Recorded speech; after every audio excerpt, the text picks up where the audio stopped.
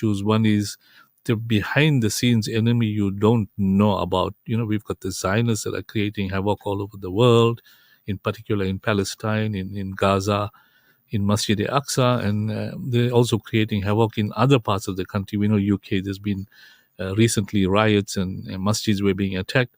But in South Africa, you're also having this threat coming in. So worldwide, there is a bit of problems. But in addition to that, you've got the criminals that are creating problems, the kidnappings that are taking place, around the different areas. Recently in Mpumalanga, a few of our businessmen were kidnapped, and all over the country this is happening. And then there's petty crimes taking place all over the country as well. Then we're going to chat briefly about, an incident that took place at the time of the Sahaba, when one of the Sahabas gave a message to the Ummah as he was being martyred. And we know this is now being reflected in Palestine, where these young children are being martyred, and they're giving messages to the parents. And when the parents are being martyred, they're giving messages to the children. And many of them are dreaming and having fantastic dreams about those that have been martyred and are looking forward to the family members also being martyred and joining them in the high stages in Jannat. Now, the topic for later on tonight is we're going to chat, which is a topic that we've been rolling out for a considerable period of time, is the role of ratepayer associations in enhancing service delivery in government. Now, we have various guests joining us from various civic associations later on, and we'll chat with them. But I want to mention that the show is interactive, and we welcome your comments, which can be sent to us on the studio WhatsApp number 06090411056. But without much delay, I'd like to welcome Mufti Ibrahim Sud from the Western Cape. Mufti Sahab, Assalamu alaikum wa rahmatullahi wa barakatuh, and welcome to News in Focus live on Radio Al Ansar International.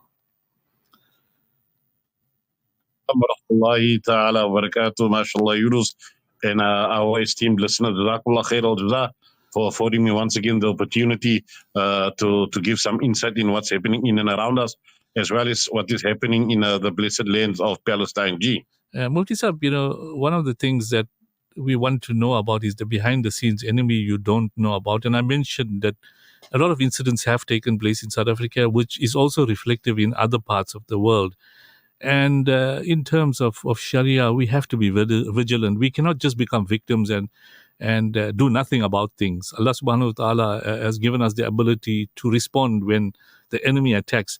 Perhaps you just want to give us a bit of an update what's happening in and around South Africa. I know there's been a lot of kidnappings, a lot of break-ins, and a lot of, smash and grabs. I was a victim of that not long ago as well. And then also kidnappings and carjacking and hijackings, etc. And the victims are innocent people. So perhaps you just want to give some information and nasiha in that regard, Mufti Sahab. It's nothing is a coincidence. This type of behavior coming from common criminals. Then you have third force at play also. It's an escalating crime, especially against religious institutions, not only masajid, but also churches and other places as well, to get people away from a religion that we should understand first and foremost, And at the end of the day, a person needs to defend himself. And I just want to briefly share with our listeners, it was so heart-wrenching and so a comfort to a person's ears and to a person's eyes, etc. When you meet people and you see that the Ummah is finally awakening. And I spoke at one venue in South Africa, in a Gauteng province. And after Jummah, I met many of our youth. And my normal procedure is to hug them and to greet them. And I could feel that these people were actually armed. And I asked them, did you come to the masjid armed? And they said, yes, we've been listening to your talks. We've been seeing what is happening in and around us. These criminals come inside the masjid. They rob us at gunpoint and then they flee from here. Nothing happens. Police don't do anything. And sometimes there's loss of life as well. So finally, that was just one venue and many other venues as well. And this is what we've been advocating for the last couple of months, for the last couple of years, in fact, that when people go to the house of Allah, then go protected because you can save other people's lives. And if you pass away, then you will be shaheed, inshallah. So there's definitely a war against the common citizen. Like there's a war against Islam happening and playing elsewhere in the world, Yunus. Now, we spoke about this last week and in previous weeks, our mujahideen in Gaza have been very vigilant and resilient in terms of the kind of atrocities they're facing, but they're defending and grimly defending, with the help of neighboring communities out there. And whilst we know that Gaza has literally been devastated with the amount of arms and ammunition that have been bombarded and the trillions of dollars that have been spent with the help of America and the Zionists, but they're still resilient and surviving. Perhaps you just give us in what context these mujahideen are turning to Allah subhanahu wa ta'ala and being resilient. Mufti Saab? To speak to people on the ground on a daily basis. There's people from Gaza calling me and messaging me daily. And this morning I just spoke to someone from Islamic Relief also, trying if we can get some aid in there. And he told me it's very, very difficult. They've basically cut off all types of aid going in. And what people see, that has all been scripted by the Zionists, where they show trucks and these things coming there. They've stopped also. It's difficult getting in things. But the situation in Gaza as we speak right now, people are sending messages prior to their demise, prior to being bombed, and as they leave this world, just as the great Sahabi Salim Mawla Abu Hudhaifa Radhiyallahu Anhu did when he was martyred, falling down to the ground and reciting the verse that Rasulullah also was nothing but a messenger. If he dies and passes on, then will you turn back on your religion? Reminding us that time, and they're reminding us as well now. So they've got absolutely nothing. And the one message that I got from them is that we keep on asking Allah subhanahu wa ta'ala, we're putting our needs in front of Allah, and they're begging, he's telling me that they're begging Allah to accept them as martyrs and their children as martyrs as well. They've got nothing else to live for, and they've got nothing to give to Allah except defending the land. And in the process, if they get bombed, that they're begging Allah that practically, Ya Allah, accept us as shuhada, accept our children also as martyrs. So this is the type of resilience. You cannot exterminate such a people with such courage, because they've conquered the fear of death. Once you conquer the fear of death, then you can face any enemy in the world. And I think that's the difference between them, their resilience, and the rest of the ummah. They're too scared to face Allah subhanahu wa ta'ala, because they know most of them, the rulers, they're complicit in the atrocities that's happening and being carried out against the people of Gaza. Now, the amazing part of what is being mentioned and the footage we see coming through via videos and the news reports that are coming through, that number one, their land has been captured, their possessions have been captured, their families have been martyred, and ultimately you have a situation where they're still resilient and looking forward to continuing this battle, because obviously they are now reviving the times of Nabi alayhi salatu wasalam. When Nabi alayhi salatu wasalam announced to the Sahaba that we are ready to go and battle, all of them were ready, and they left their possessions behind, their families behind, because they realized the value of going out and defending the deen of Allah subhanahu wa ta'ala. So that land capture after state capture, Mufti Saab, you just want to give us a brief context of the comparison of the land capture. Well, in South Africa, we're talking after state capture, because obviously, there's a certain philosophy about land capture here. But in Gaza, land capture and everything is being captured, and still our mujahideen are resilient. Yes, there's new settlements being approved for the West Bank for over about a couple of thousand Jews that must still be born, but their houses will be built already now. So that is land capture. The state capture happened there also, where they put Netanyahu into his position of power, and that is similar to the Western Cape here. After the elections, we have that was state capture. Now we have land capture. The Western Cape has been captured, and openly that one guy said in his clip, in his footage, he said that we need to have our own army, we need to have our own military, our own police force, openly saying it, and no one is taking him on. I spoke against him. I mentioned his name also in my Jummah lecture. So what's happening there now, that is land capture, and that is what they actually want. They want to exterminate the people of Palestine, and they're expelling the Palestinians from Jerusalem as well. Near Masjid al-Aqsa, so that entire area upwards, they're expelling people, because now it's time for land capture, and that forms part of Greater Judea, which will start from Egypt and expand right until Saudi Arabia, and of course to the east as well, Constantinople, which we know as Istanbul. That is called the Greater Judea area. This war started now. there won't be any ceasefires, prominent ceasefires. It will only be short-lived, and then the war will restart again. So that is how it's going to continue, most probably until the arrival of Dajjal or until Imam Mahdi alayhi salam appears. Mufti Sahib, I think, we in South Africa and indeed, throughout the world, as believers, we have to do amal bin maruf, and also to practice, on what Allah subhanahu wa ta'ala accepts or expects of us. Now, in terms of, in South Africa, and we spoke about it last week, that all we can do is, do humanitarian aid to our people throughout the world that are finding difficulties, whether we send funds, whether we send hampers or whatever, hoping that it reaches the people. But in addition, our du'as are very important, but individual amals which follows with dua is more effective. Now, I recall, one of our elders speaking the other day, and he was quoting a hadith of Nabi alayhi salatu wasalam, where he said that obviously the loss of one salah, and we know it's 5 times salah is compulsory on us without a valid reason in Sharia, is greater than the loss of one's entire family wealth and belongings. Now, if you look at the ummah, people are missing salah for various flimsy reasons, not valid, and not realizing the ramifications thereof. So we obviously got to start getting our act together, Mufti Saab. So what's your nasihah to our people broadly in South Africa and throughout the world, those that are listening to us, that how should we be conducting ourselves to ensure that when we lift our hands up in du'as, it's accepted? We have to be punctual with our salah. See, the first thing that they took away was the masajid when they started bombing. They bombed the masajid in Gaza so people couldn't go and perform salah in congregation. So that is a physical war there. Here we lived it through the COVID scamdemic, where they kept us forcefully away from the house of Allah subhanahu wa ta'ala. So the first strategy, and I spoke about this 3-4 weeks ago, their 3-step plan is to take people away from congregational salah, because that is where unity is found, that is where brotherhood is found. So now if we discard salah here, then of course we can give and we can beg Allah. Our du'as won't even reach the ceiling because we're not fulfilling the obligation.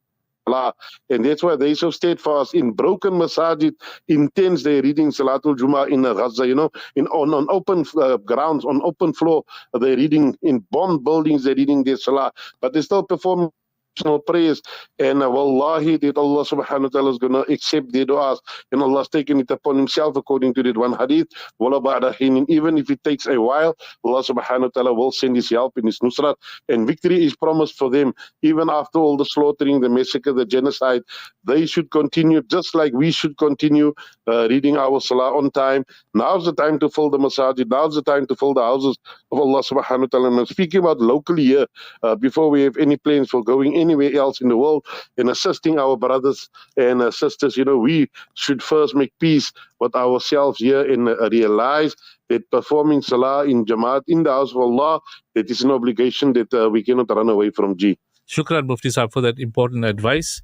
May Allah subhanahu wa ta'ala give you the hidayah to continue with all the good work throughout the country and indeed in the Western Cape, and may you work in the interest of all the communities out there to ensure that we have peace and the area is full of prosperity. Inshallah, we'll chat with you on another occasion, Mufti Sahib. Shukran for joining us at short notice. Assalamu alaikum wa rahmatullahi wa barakatuh. Wa alaikum salam wa barakatuh.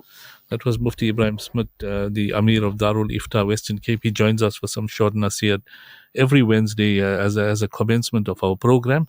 On that note, we'll take a short break, and inshallah we'll continue with our discussion on the role of ratepayer associations in enhancing service delivery in government. I got that right. Radio Al Ansar, Durban, South Africa. Welcome to Simplex Radio. Visit our showroom for the full range of car audio. Our TV department carries top brands with quality LED panels, full HD to Ultra HD, and now the experience of Super Ultra HD. Visit our theater rooms and transform your home with brands like Onkyo, Integra, Denon, Boston Acoustics, Yamaha, and more for quality audio visual experience. Now available, full range of home appliances. A one-stop shopping experience. Call 031 306 4029 or Kenilworth Park, 202 Brickfield Road, Overport. Simplex Radio, the name you can trust. Advertising pays.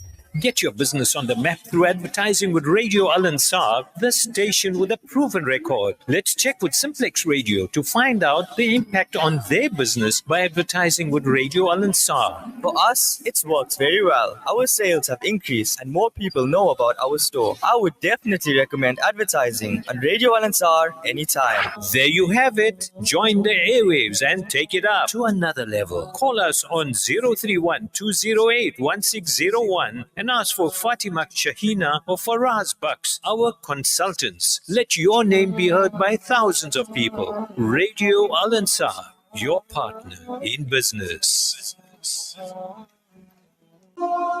Almost 1 in 5 South African children attend school each day without having eaten breakfast. This seriously affects their ability to concentrate and understand lessons. The Al Imdad Foundation's Make Breakfast Possible campaign allows learners to enjoy a high-energy cereal at the start of the school day. Help children to focus on learning and not hunger. Let's make breakfast possible today. Donate online at alimdad.com or call 0861 786 243 for more information. Join the fully guided Nazir Malik Rabiul Awwal tour with Hafiz Azim Sheikh. Spend 5 nights in Medina in the company of the Holy Prophet Sallallahu Alaihi Wasallam while listening to the echoes of the Salawatun Nabi, followed by 5 nights in Makkah, glorifying in the sight of the Holy Kaaba. For an all-inclusive package from as little as 23,999 Rand per person, sharing with the Jummah in each city. Call us now on 031 207 4977 or 08249 78688. Josoya Wukoya. Listen to News in Focus on Radio Al Ansar, Durban 90.4 and Pietermaritzburg 105.6 FM every Wednesday from 8 p.m. with Yunus Sakur. That's 8 p.m. every Wednesday, Radio Al Ansar, keeping you informed. Assalamu alaikum wa rahmatullahi wa barakatuh. Welcome back to News in Focus live on Radio Al Ansar International, broadcasting on the frequency Durban 90.4 FM, Pietermaritzburg 105.6 FM, and audio streaming on www.alansar.org.za. Before the break, we chatted with Mufti Ibrahim Smith, about the situation worldwide, and he gave us some important advices.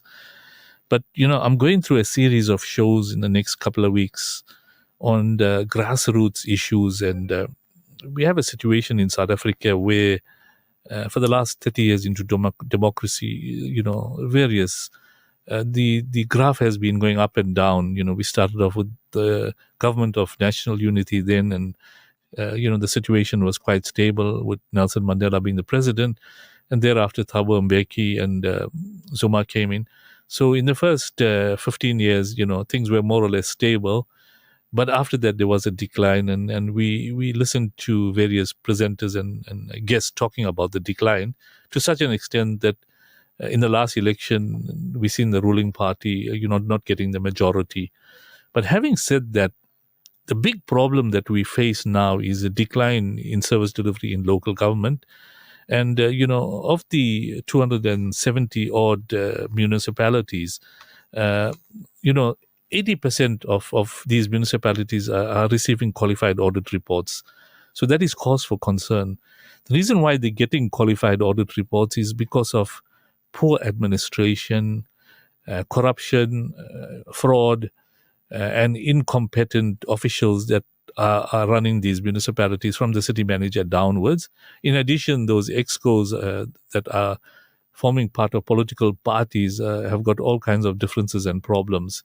And these, have impacted on service delivery to such an extent that people are beginning to wonder why are they paying rates and what value for money they're getting out of rates. So we did an analysis a few weeks ago. Where does your rate and taxes go? And an explanation was given. However, we 1.5 years away from the 2026 local government elections, and most of the political parties are getting worried that how they're going to fare. Now, municipal elections are somewhat different from the provincial and national elections because basically you have, ward candidates and you have PR candidates. And now, unlike the past where candidates were standing on themselves as independent, now they also part of political parties, and this is why you have PR seats. And last week we debated whether there's a need for PR seats because this was blowing up the costs of administration. And we know that, the administrations of various municipalities are very heavy at the moment, and it's impacting on the costing, and ultimately any shortfall the ratepayer has to fork out.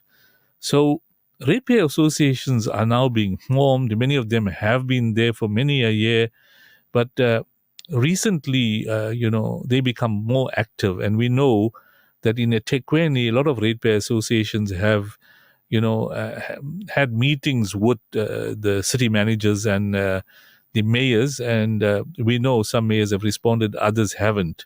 Recently, the Combined Ratepayer Association met with the current mayor, Cyril Kaba, and he was quite, understanding and proactive in listening to the concerns raised by ratepayers, particularly on the issue of electricity and water tariffs and the high rate charges, and the fact that billing wasn't in order. So they raised 3 or 4 key issues. Now, in many wards, particularly in the colored Indian and white areas, the communities have been commenting and saying that, there's too many potholes in our road. There's far too many water cuts, water outages. There's burst pipes. In the last few months, we're fortunate we didn't have load shedding, but you're having electricity outages where, cables are being tampered with, etc. Now, in recent reports that are coming through the GNU, and we'll chat about that later, some of the newly elected ministers that come from the GNU have indicated clearly that now that government is dealing with the crime issue or the sabotage that's taking place in some of the substations and water stations, etc., that those things are being dealt with, and you're not getting as much electricity and water outages. And indeed, they're currently dealing with the construction mafia, who are basically demanding large sums of money when projects are being constructed. And today we heard, the Minister of Infrastructure chatting on that issue, that in Durban, there's more than 338 buildings that have been captured or basically taken over by unknown persons. And what's happening is these people have taken over those buildings and illegally letting it out and collecting rentals, and the custodians of those buildings are getting no return, and those buildings are decaying. And that is happening in eThekwini and indeed other parts of the world, so other parts of the country. So what we have to do now is to try to create awareness and have an oversight role. And with me, I have live in the studio Dr. Krish Naidu. He's a medical practitioner, for many a year. He's also a political and civic activist for many a year, and he's currently the deputy chairperson of Overport Ratepayers Association. Now, I'm chatting about Overport Ratepayers Association because they were formed just more than 12 months ago by a group of concerned residents in the Overport area. And what they were concerned about was the frequent outages of electricity then, and they were concerned about the poor state of the roads and infrastructure in the area, and the vagrants that were walking around the area and creating problems, and the criminals. So what they did was a group of them mobilized and said, let's become active and form this ratepayer association. And they came to me at Al Ansar and said, we need your support, and we want to have a community meeting and give us some guidelines, and let's start the process. So I recall about a year ago, we had a meeting, and they addressed the issue with the residents, and there were a handful of residents that attended, and a lot of topical issues were placed on the table for discussion. So before I talk too much about the formation of ORA, headed by the chairman Abdul Valodia, who was a concerned resident at that stage, Wutimi had a team of executives, and live in the studio with me I have Dr. Krish Naidu. Krish, good evening and welcome to News in Focus live on Radio Al Ansar International. Good evening, Yunus, and good evening to your listeners. Now, Krish, I had you here a couple of months ago, and obviously everybody was questioning that, suddenly you have a medical doctor who's involved in lots of other medical activities. At what prompted, him to get involved in ratepayer issues. And I mentioned, it doesn't mean you're a professional that you must forget about you and your community, because this Ward 31 has been badly neglected. There is a ward councillor, there is a PR councillor, but there's very little or no service delivery in this area. Yet the Ward 31 is a huge amount of ratepayers that are paying a considerable amount of rates to the city fiscus. Now, absolutely, Yunus. I think involvement of all those that are actively involved in the ORA at the moment was basically to try and see better service delivery, try and see better response time from the municipality, try and see an upliftment of our community and the standards of living of all individuals in our area. I think that's where it all started. And I think the feeling was that we could moan and groan about things, but if we do not become proactive and if we do not attempt to hold those in power accountable, nothing is going to change. And I think that was the crux and the beginning of everything. And I think that still holds very true for today. And a good example of that is if you look at service delivery, if you look at the amount of money that's been squandered by the municipality, and we know it's on the basis of, a lot of it's on the basis of corruption, incompetence, nepotism, etc., right? But if you do not engage with the municipality and those in power, those governing the country, and ask for answers, and ask for transparency, I think, for example, if you look at the Western Cape and you look at their delivery, I think out of 54 municipalities, they have about 20 of them that had clear orders from the Auditor General. 20 of the 54. Yeah. I mean, 20 of the 54 that have been, that had clear audit reports, yes. Okay, and that's just over 50%. I mean, no, it wasn't 50%, but it's a high percentage. Now, the issue there is I'm not discussing the issue about service delivery. Clear audits basically means it's transparency. And I think there's accountability of the finances. There's accountability of the finances. And that's the kind of thing that we need to get to here. And an example here is that, if we look at, we know about the crazy expenditure in eThekwini.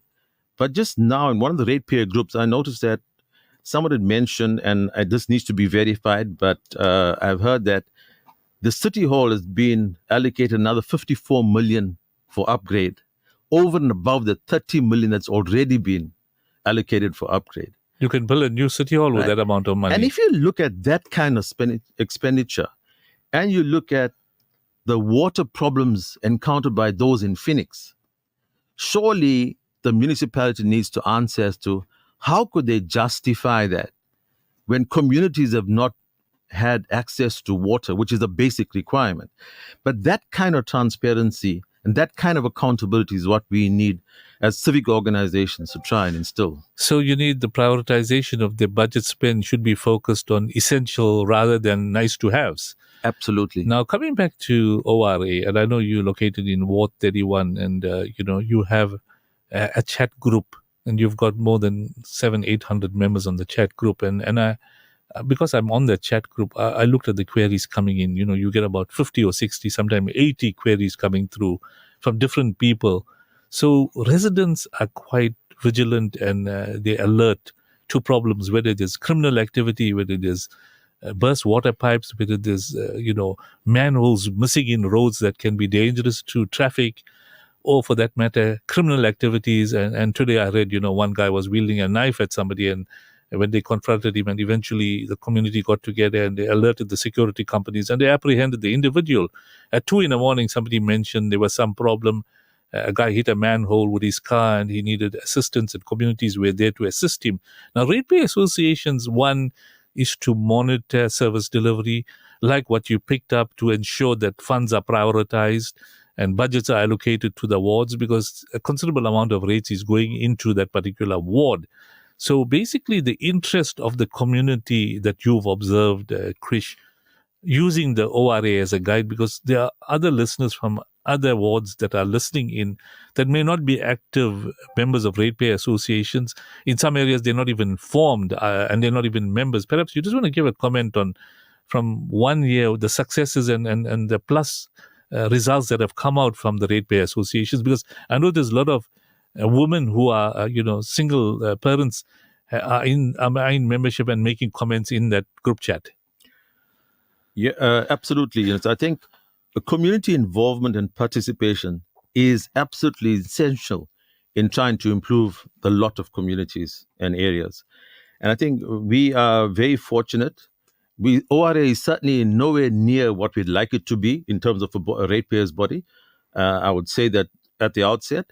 But I think the involvement, as I said, of the about 780 individuals on the WhatsApp group has been fantastic in helping us achieve some of the goals that we have achieved. And just to give an example, we've always asked people to report all the faults now at the moment on the eThekwini app, which is fantastic because you don't have to wait to log a call and get a reference number. It's immediate.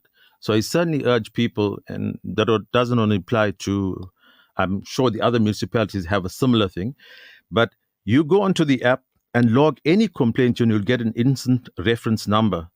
And when these issues that you complain about are not resolved, we can collate all of those reference numbers and then take it up on a higher level with the municipality.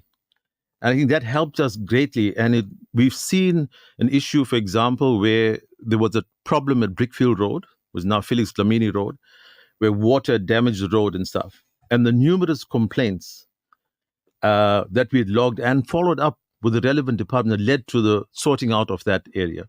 There were a lot of the street lights in our area that were not And now they're working functioning. very well. A lot of them are functioning now. And that's just the persistence of people, individuals reporting on them. That's one.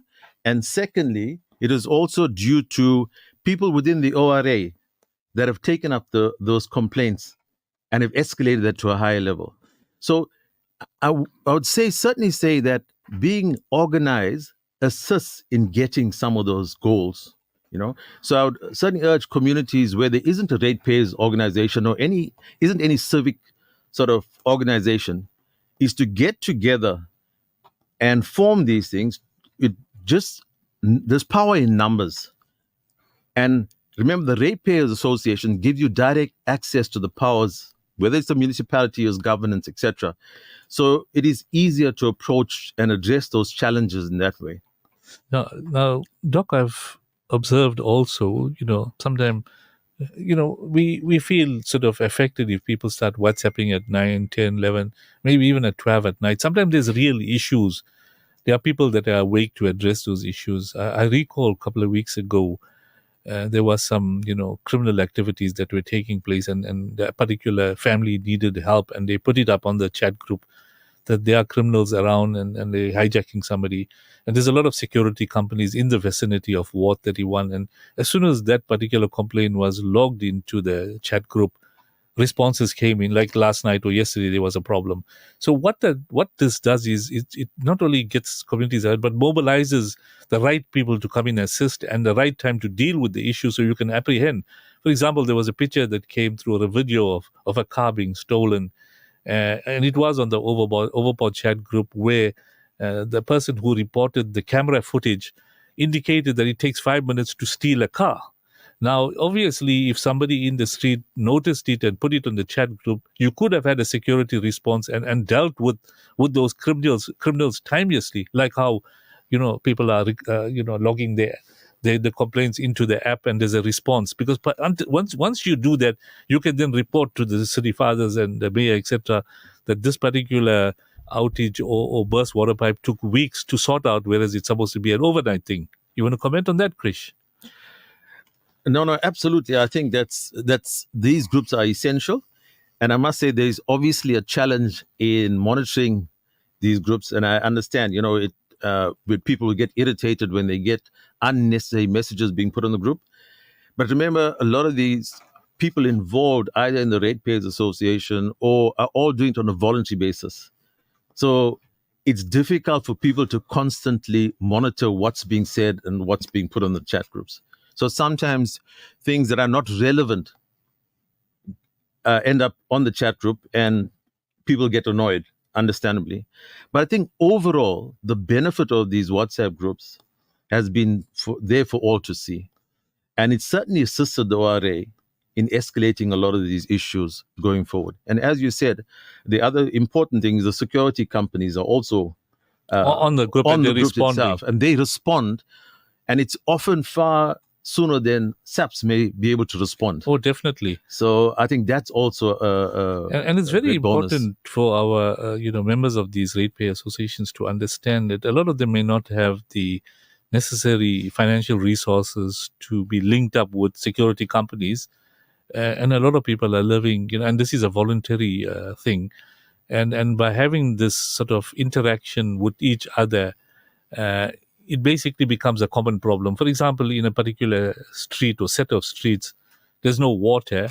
The word goes around, so everybody knows it's not like my water has been disconnected because I didn't pay my billing. It's because of an outage in the area, and then you have a report back. There's a burst pipe in Stanley Copley Drive, which culminated in these roads not having water. And then there's feedback from a few people who made contact with the municipality that it will be sorted out within 3 hours, so everybody will make alternative. And then even the issue of water tankers, notification is given, so people are kept informed because they're on the ball with the rate pay. And this initiative is now helping to keep the city on their toes so that they spend the money on infrastructure upgrade, repairs, and essential than having the money being lost towards bribery and corruption. On that note, I'd like to welcome the chair of the Overport Ratepayers Association, Brother Abdul Valodia. Abdul, assalamu alaikum wa rahmatullahi wa barakatuh, and welcome to News in Focus live on Radio Al Ansar International. Wa alaikum salam wa rahmatullah, Yunus, and listeners, and thank you for having us on your show. Now, Abdul, I was just mentioning to your deputy chair, Dr. Krish Naidu, that your organization was formed just more than a year ago, and I recall when you first formed this organization, you approached me and said, let's get some members into the Al Ansar premises to discuss the role of ratepayers. And since then, you've never turned back. You've had a series of meetings, workshops, interactions with the mayor, who came to the premises, interaction with senior government politicians. And you've attended a lot of these meetings with the former mayor and the current mayor. Now, I asked Krish the question that, how has this improved service delivery? And he mentioned tremendously, because to start off with, you've got over 800 members in your chat group, and these are members that are linked with the Ward 31. And obviously, sometimes WhatsApp messages start at 6 in the morning and right till 2 in the morning, depending on the seriousness of the problem. For example, there's a power outage in a particular area, and if we know load shedding has been halted for a couple of months, and we hope it continues to be halted. And there's various reasons. People are now aware that it's not, I haven't paid my bill and I've been cut off. It's basically an outage, and a quick response by the municipality to fix that problem enables people to get a restoration of services. So perhaps you just want to briefly comment as chair some of your observations, because ultimately what we're talking about, the need to have a ratepayer association and the importance of becoming part and being active as a citizen in these organizations to hold the municipality to account and improve service delivery in every aspect in the ward. Yeah, Eunice, thank you. As we mentioned, Ratepayers Association, civic organizations is actually a very key role for communities to be involved in. And these type of strategies that when you have can only uplift communities, can only help our people on the ground. So it can improve their lives to make things better in community. And if people are not active into these type of works, you won't be sitting and holding the municipality accountable. There's no accountability for anything.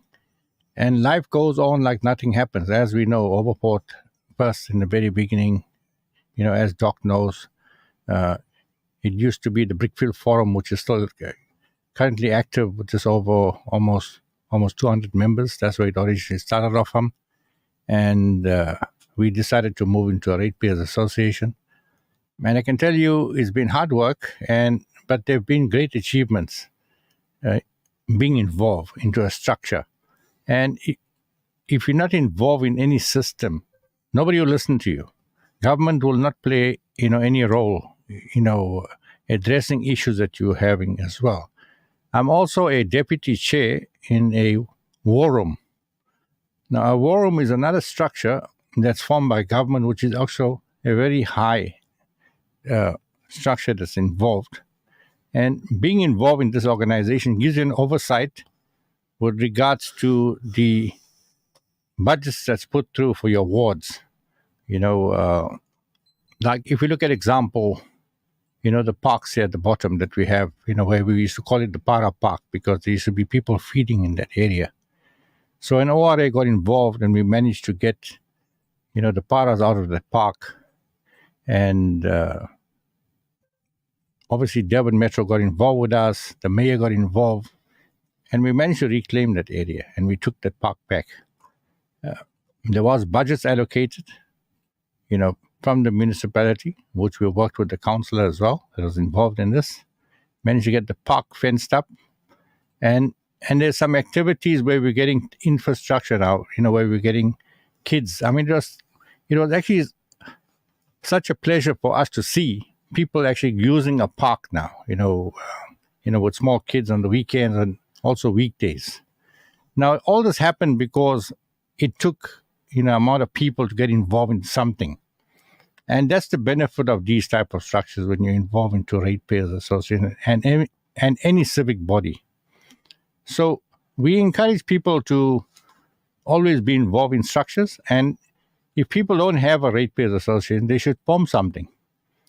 And obviously they can reach out to people like us, ORA, and there's many other ratepayers organizations that we can help and help society to actually have the setup.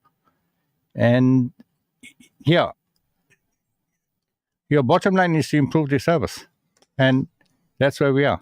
Thank you, Abdul, for giving us a bit of an overview. I'd like to welcome Dr. R.A. Naidu. He's the director of 6 Degree Shift, has been involved in activating citizens for the past 3 decades, that's 30 years, best described as a social architect who works with communities to create their future. Now, must remember that, people have been, activists for quite a while, and sometimes we don't, sort of shift focus, on these activists. But Dr. Naidu has been kind enough to join us this evening and share some of his experiences being involved as an activist. Dr. Naidu, good evening, and thank you for joining us on News in Focus live on Radio Al-Ansar International. Good evening. It's great to be here. Now, Dr. Naidu, perhaps, being involved in activating citizens for the last 30 years, you obviously been involved with civic activism. And I know pre-apartheid, we had a different challenge, and post-apartheid, another challenge. And obviously, political parties are grappling for power, to gain ground. And we had a completely shift in the last provincial and national elections in power. And that has given an indicator that the public is aware that if there's no service delivery, we're going to vote other people in. And it all starts with civic organizations and ratepayer associations. Perhaps you just want to give us some kind of an overview from the time you were involved in now, how the situation has evolved. Do you find people are getting more civic active, or some people are disillusioned? What are your observations, Dr. Naidu? For me, the context has changed quite dramatically since 1993. In 1993, the battle for activism was very clear. It was about apartheid, about equality, about social justice. 30 years later, that story's changed. And so the initial civic action movement was politically aligned. That was very clear. And people said that this normal trajectory of liberation parties to normally ride away for 25 to 26 to 30 years. After that time, people say that story is now old. I no longer go on loyalty to a party. I want to see what you can do. And so there's a resurgence of that notion of people reclaiming their voices. For a long time, last 4 or 5 elections, the notion was very clear. So the ruling party got a wake-up call when this is actually, the split happened within the party itself. And that to me is a positive sign for democracy. That people are no longer just saying, I think like this, I do this, and just react. People are beginning to realize that if I'm not actively involved, if my voice is not heard, then the leaders that speak on my behalf are leaders that by default I let into power. Now, I just want to ask you to enhance on that point, because what we see in front of us in the last national elections is the split of the ANC, and MK took a sizable chunk in KZN. Now, the question we need to ask ourselves, obviously, the Zuma versus Ramaphosa situation is clear. that both of them are now have got different types of supporters in their power struggle. And Zuma, obviously, because of the criminal cases against him and the so-called allegations of corruption and the cause of the corruption in maladministration, everything was pointed at Zuma. But as we all know, others were in the system.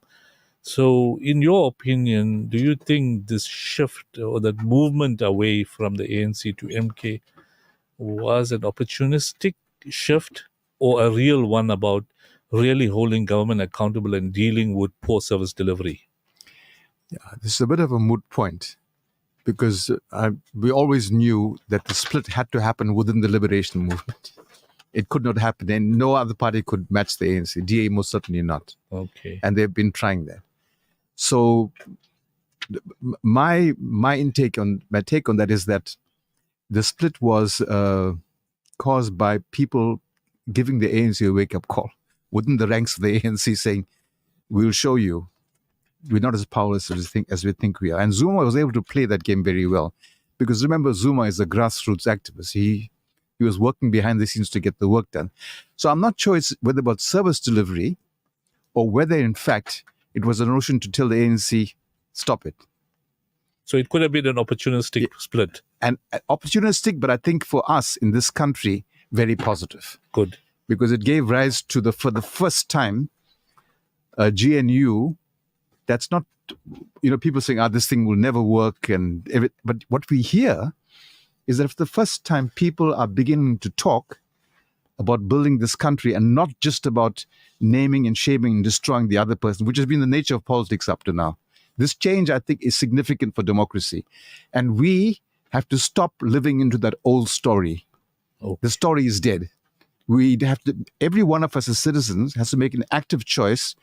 Do you want to be a part of this new story? And what would it cost you, like ratepayers associations, joining people can act, or will you stay sitting in your present story and keep complaining, and your children's only plans for the future is how do I leave the country? Very important. I think we'll take a break for our news and we'll continue with that discussion. Very interesting.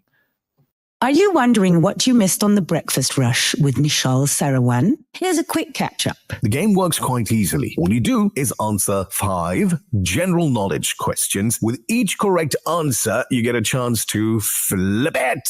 On the flip side, there's a prize, or maybe not. Let's go to question number 2. How many times can you fold a paper in half? 7. 7 times. Correct. Choose a square and flip it. Exclusive to The Breakfast Rush on Radio Al-Ansar. Radio Al-Ansar, Durban, 90.4 FM. Peter Maritzburg, 105.6 FM. An informative Islamic global perspective. This is Al-Ansar News. Making news this hour, the 28th of August, the news from Durban 90.4 FM, Peter Maritzburg 105.6 FM. 3 suspects are shot dead in Richmond, Mary Kimonina.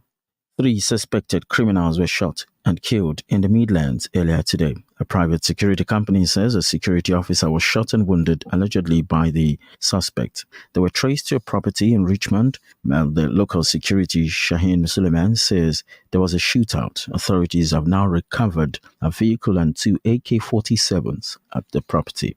More news, a yellow level 2 warning for rough sea conditions between Port Edward and Richards Bay remains in place for Thursday tomorrow. It's also going to be cold in KwaZulu-Natal, particularly in the southwest, where it is expected to snow on the mountains. Moderate rain is also forecast for most areas in the province from the morning into afternoon. In southwest KwaZulu-Natal, Kokstad will be a minimum of -2 and a maximum of 10 degrees Celsius. Report says that the temperature for Underberg is expected to be -2, reaching a high of 7 tomorrow. The South African Weather Service says snow is expected on the mountains at first light in the afternoon and after sunset in Kokstad Royal National Park, Underberg and Giants Castle. More news. The government is insisting it will not negotiate or engage with a so-called construction mafia. This comes as the criminal syndicates stopped various development projects in several provinces. The 5 suspects appeared in court earlier in the week for allegedly storming a construction site and intimidating workers in KwaZulu-Natal. Public Works and Infrastructure Minister Dim McPherson has this to say. We're looking at our investment program to make sure that what goes hand in hand with actually launching these projects is security plans with private security, state security, because it can be done. Let's look at what the president did when our power stations were under attack by saboteurs. The SANDF was deployed. That doesn't happen anymore. So the state has the ability to protect its infrastructure. We just have to do so with a renewed determination and commitment. And I think we have to see a larger role by the state security agencies, crime intelligence, so that we're able to get ahead of these trends instead of trying to catch up to them. Because let's be honest, we know who they are. They drive around in fancy cars. They have 10 or 15 people surrounding them with AK-47s. These are people that are known in our communities and across the country.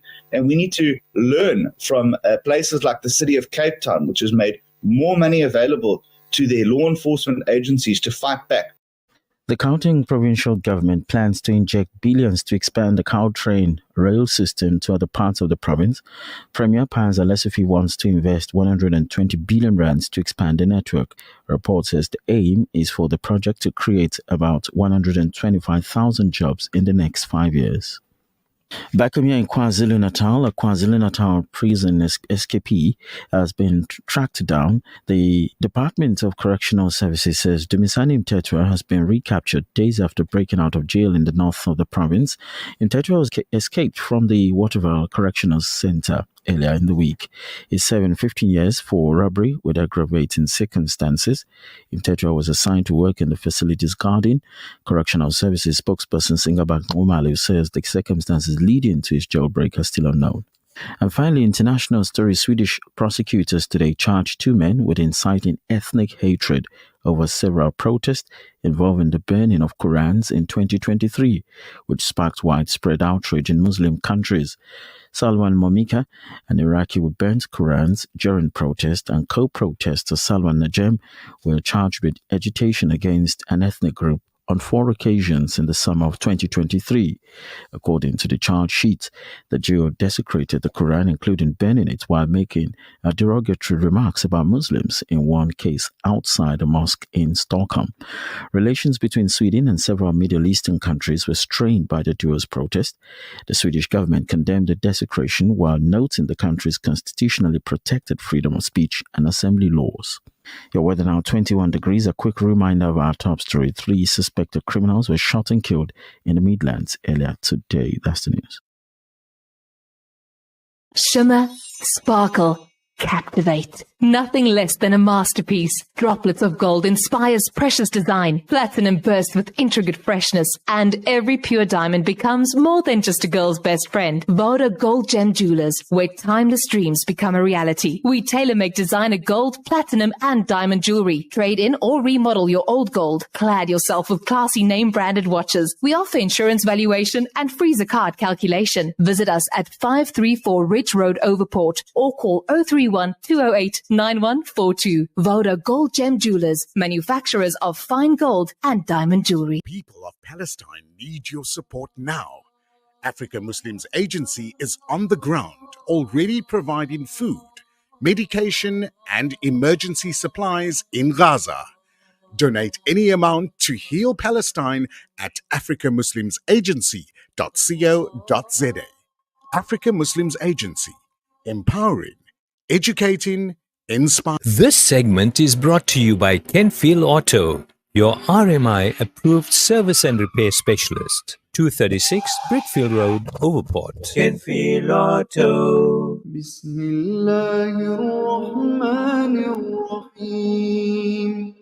ربنا اغفر لنا ذنوبنا وإسرافنا في أمرنا وثبت أقدامنا وانصرنا على القوم الكافرين Car won't start? Can feel auto. Noisy brakes? Can feel auto. Due for a service? Can feel auto. Can feel auto. The answer to all your car problems. Your service and repair specialist for your VW, Audi, Suzuki, Toyota, or just about any vehicle. Kenfield Auto, your RMI and insurance approved workshop to handle them all. 236 Brickfield Road, Overport. Call us on 031 207 2399. Kenfield Auto. Radio Al Ansar, Durban, South.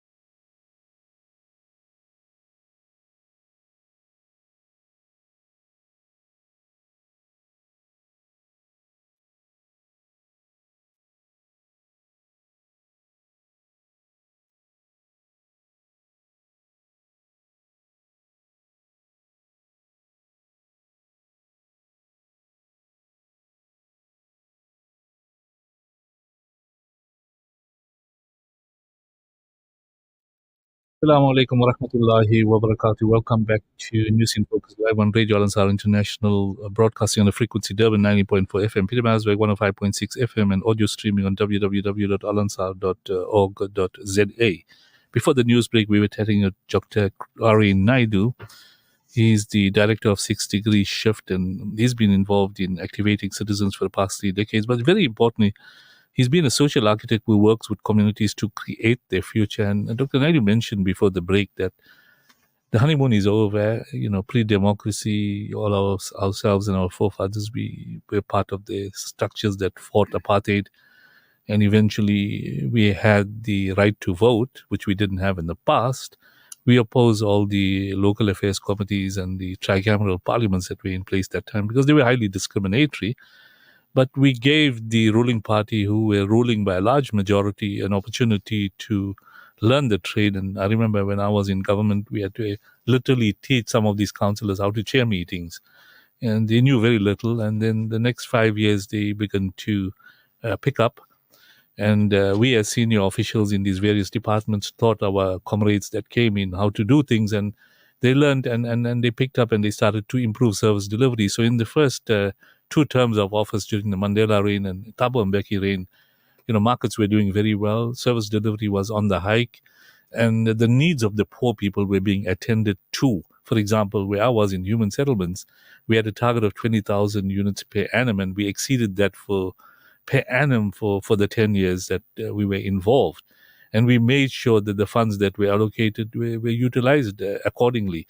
And in the former, these areas like Chatsworth, Phoenix, and KwaMashu and Mlazi, those housing opportunities that were built, we made sure that we converted the rental units to ownership units, and virtually at no cost, they were transferred. So home ownership was promoted because that was the theme of the government, which was a move away from the apartheid era.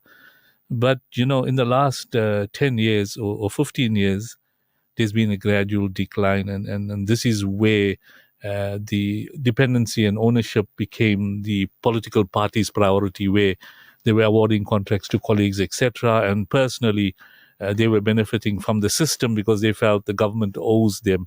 And Dr. Rainu mentioned, and now that's over, and this new government that's come into place and the breakaway from the ANC, we discussed whether, MK was opportunistic or whether they want to teach a lesson. It could be a mixture of both. Time will tell.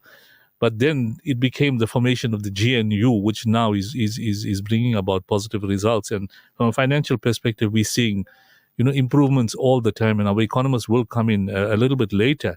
But Dr. Naidu, what I want you to elaborate, having been involved then and now, and I mentioned to you earlier, you noticed the shift, but from the community's perspective, where they whitewashed then, or they were thinking along loyalty lines, and now subsequently they've come to reality.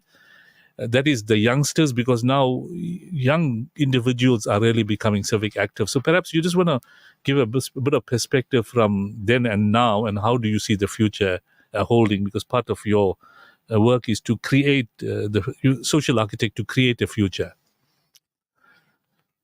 In 1993, when this work started and we got our liberation, there was only one thought in society, and I'm talking about black society: we're free. And we linked the word democracy to a better life, to free education, to free schools, to a house, concrete things. And for a long time, people held on to that belief. So let's give them another chance. Let's give them another chance. And for the first two elections, as you just said, in that phase of it, the idealists, the thinkers, the people who really believed passionately about the party were in the forefront. So you're talking about the housing and what was done in that period of time. But as that group receded, a new culture began to set in, the culture of entitlement, the culture of you owe me, the culture of using my color to my benefit, not based on merit, and the inability for us as a society to have conversations that mattered. And so as a result, we threw the baby out with the bathwater. We let go of expertise in all our fields, and we replaced them, a white body with a black body. And that's not because we knew it was wrong, but to simply be being taken into another whole dimension. And the cost to this country, immeasurable to us. And it's because we haven't been able to have the cost. So my big challenge in the 30 years has been, first, the realization you can't teach people about democracy. It sounds great. It's never worked anywhere in the world, actually. People have to experience it and feel it and own it. And what would that ownership look like? So democracy is not the panacea for now that we're free, we have everything. And what we did at that time was to say, no, the government will deliver everything for us. And so what happened is we were not in spaces that mattered. We didn't go to political party meetings anymore. We didn't attend civic things unless there was a crisis and affected me directly. And so those people that came into power were basically uncontested. And they created a mafia cabal of their own, and they began to run government effectively. And now that's become an embedded part of the culture. And what we're trying to do, the battle for us now, is to de-seed that entire culture. And the only way we can do this is through active civic organizations that are not only confrontational, but works with the GNU at local government level to say, no government in the world can sort all our problems out. No police force in the world can keep us safe. We have to keep each other safe. I think the reason why people don't get involved in ratepayers and all these associations is that they can't see the link. We've learned also that no, it's the police, their work. My neighbor's in trouble, I'll phone the police. I won't step into the space. I see something wrong, it's not my child, so I won't do it. So part of the Ratepayers Association is not just to keep the government accountable, but to hold ourselves accountable as a part of this country and ask a very important question. What is my contribution to the future of this country? And if we ask that question long enough and have those conversations, then we start to what I call make the first shift into saying, I'm proudly South African, and this is what it means. Right now, the thing that horrifies me when I have workshops and I ask people to sing the national anthem, half of them don't know the words or the meaning of the words. That is scary.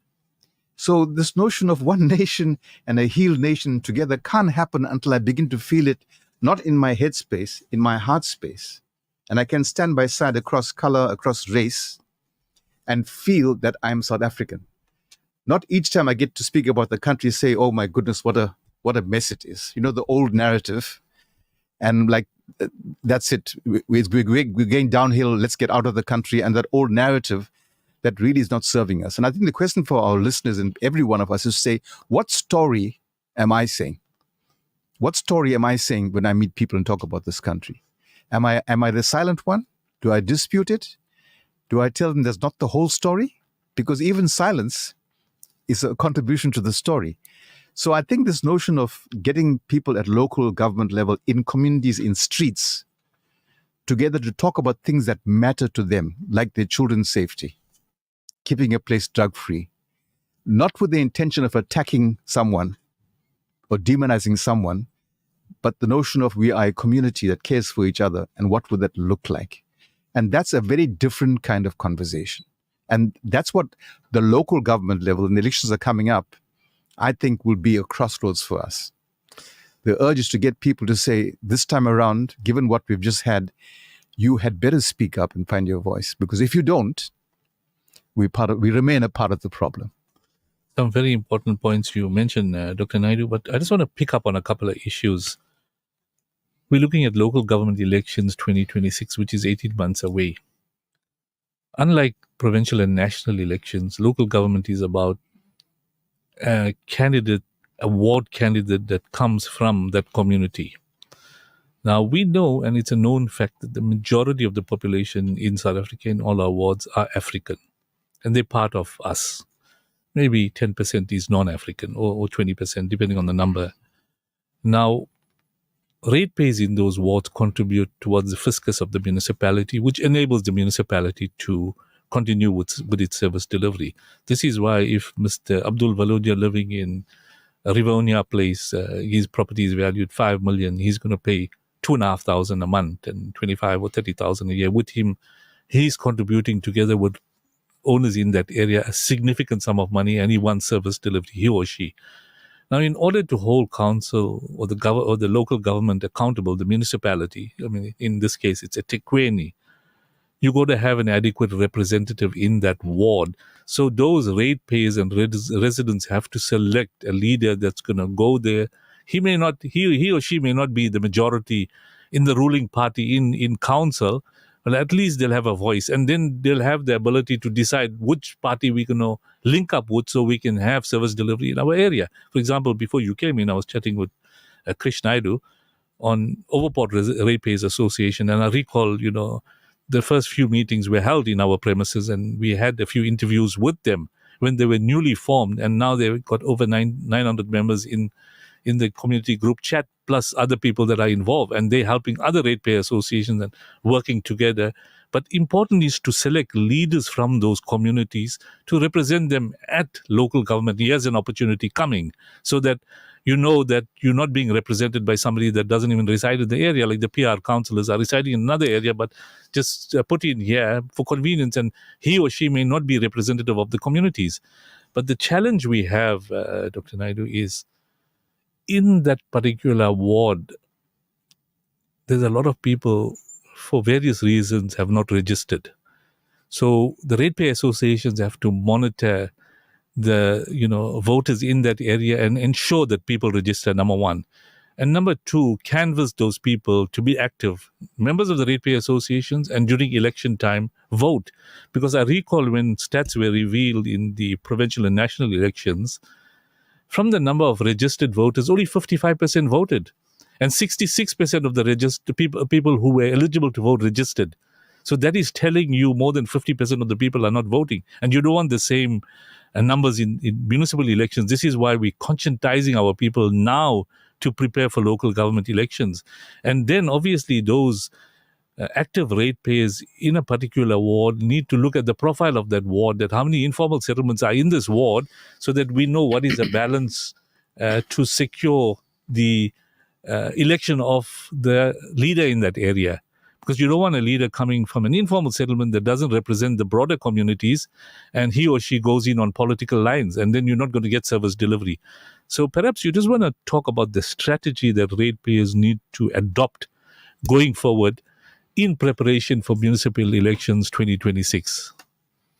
Yeah, you raise an important point, and that's the tax base which people are contributing to, and the annoyance that the people who get in are actually not contributing to the tax base at all. But there is an element here of social injustice also. So I'll tell you a story of a protest in Reservoir Hills, and the community being very active. They had a meeting to talk about what was happening with this John Doe, protesting and blocking the streets and things like that. And at the meeting, I raised the question, what if that were your child who had no water, no toilet that gave them the dignity of doing something in private, and no electricity at night? What would you be doing right now if you didn't have that? You don't have power for one day, and we're all sending complaints to the municipality. So it's not a question of not caring for those who don't have. I think that's the difference, right? We think that those people, the issue for me is, can I still feel that and also have the conversation where they begin to see us as allies? So I ask the question, what if we marched with them so they have water? And everyone was silent because it was them and us. So the notion in this country, we have a disproportion of people who are in poverty, who don't have jobs, uninformed. That's not going to go away. But to keep them on the fringe all the time is not the answer. The issue for us is that those of us who have, if we can have a different kind of conversation, including them in the process, but acknowledging that right now this is the disparity, because we don't name those things. That's the one thing we can do. The second thing is, we often think that in local government elections, again, the parties are bosses. No.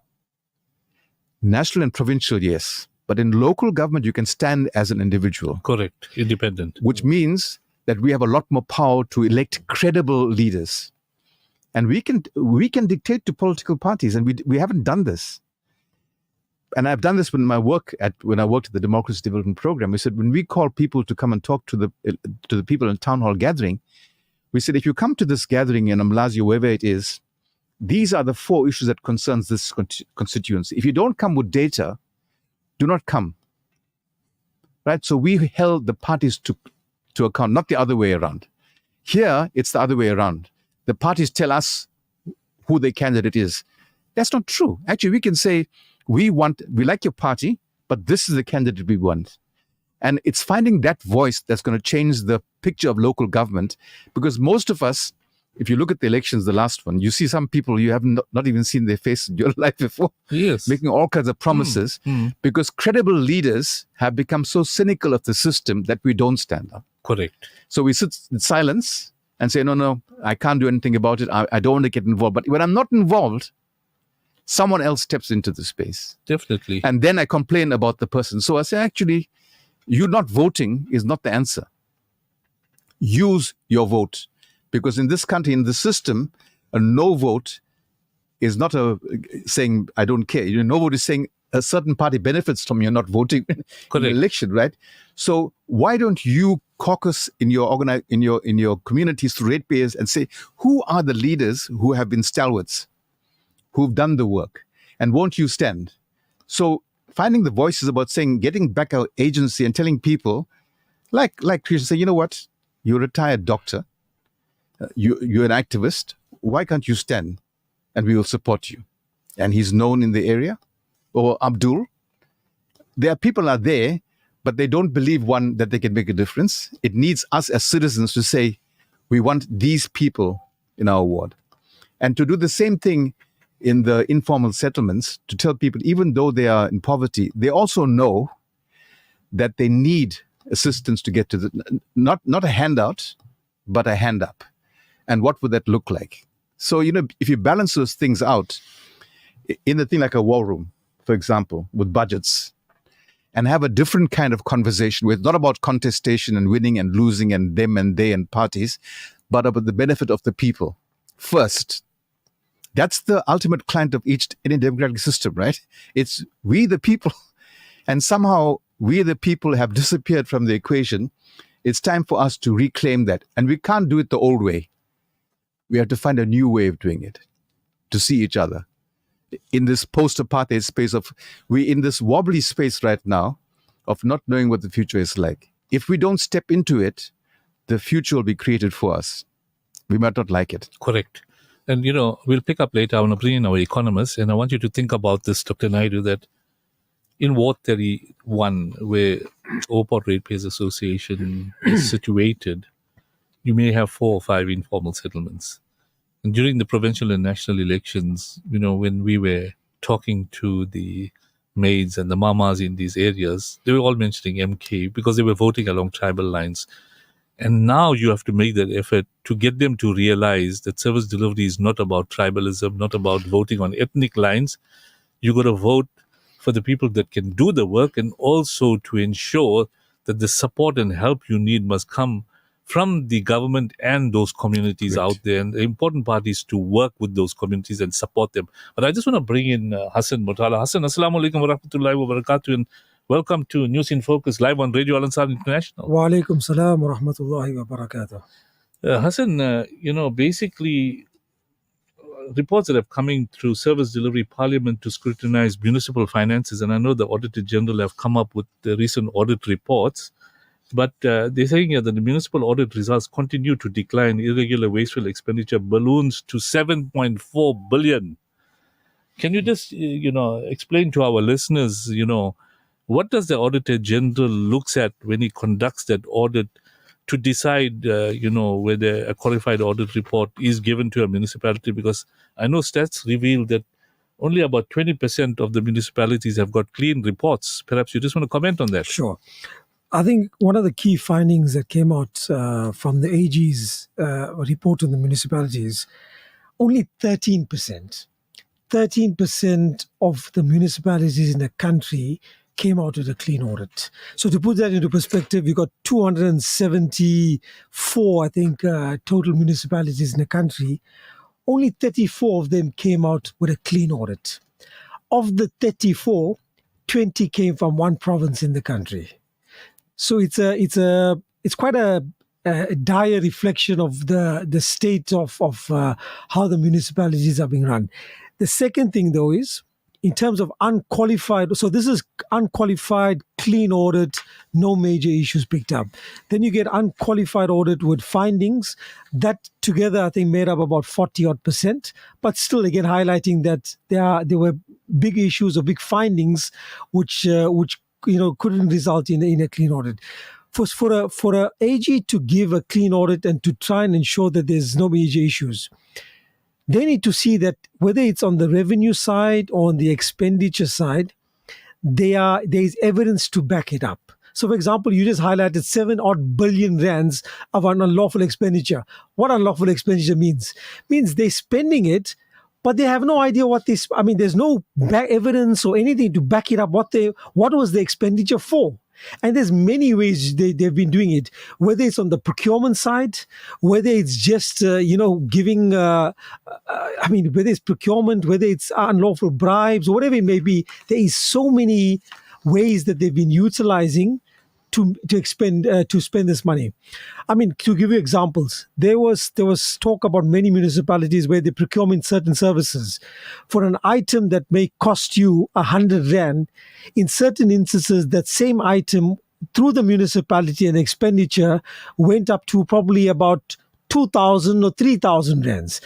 It's astronomical numbers in terms of what the municipalities were paying for a certain product or certain service. And that's the big issue.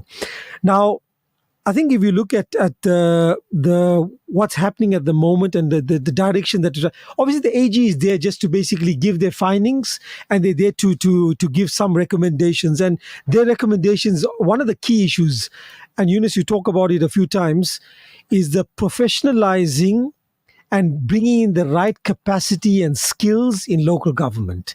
That is one of the, firstly, the key issues, is that in all these municipalities, there's too much of you have your cadre deployments and jobs for pals and those type of things. You need to have the right skills there. People that have the knowledge, the experience, that actually know how to run municipalities, know what work needs to be done. That is one of the key issues. And the unfortunate thing is, and we're seeing it, whether it's eThekwini or Joburg municipality and the like, it's rampant that the right skills are not there. And that's one of the big issues. The second issue is the culture of ethics and accountability. And this boils down again to the whole issue around corruption and maladministration. That's a massive issue. And that's, unfortunately, you've got rooted interests, whether it's politicians that are mixed with the municipal employees, or the various businesses and mafias and the like that are intertwined with this, and that's led to this culture of corruption, culture of maladministration, and really an unethical culture that sort of permeated across it. Now, that's an issue that can take a long time to change if you don't address it head on and you don't try and root out the core causes of it. And unfortunately, some of the core causes lies in many of the leaders in many of the political parties and the municipalities that are running these respective towns and municipalities. And that can take, unfortunately, some time to address. But hopefully they will be there. You would have seen in the news, and in fact today, the head of the Minister of Infrastructure and Public Works highlighted, they noted today, based on some of the orders that have happened, over 300 buildings in this country has been hijacked. 300. You saw yesterday, day before yesterday, in Point Road, that there was a raid by the police and I think the Metro, and there was obviously security companies and the like. They raided 3 buildings there. 3 buildings, 120 or odd people were arrested, undocumented foreign, hijacked buildings, unlawful firearms, 4 million rand worth of dollars was picked up. That's only a small microcosm of what's happening in all the other major municipalities across the country. Johannesburg is one of the worst. eThekwini is not far behind.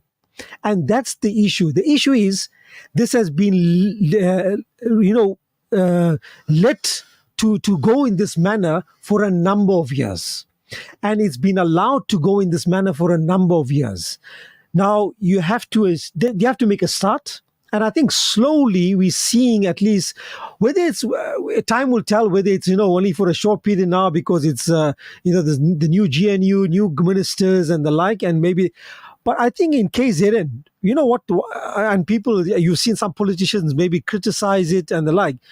But I think for me, I'm actually happy that it's happening, is that there's actually been a step up in terms of how the police have been acting in terms of criminal activity over the last 2 to 3 months. We haven't seen it in a long while, but I can tell you what, in the last 3 months, the number of suspects that have been either arrested or have been killed in the course of action has picked up. And you know what?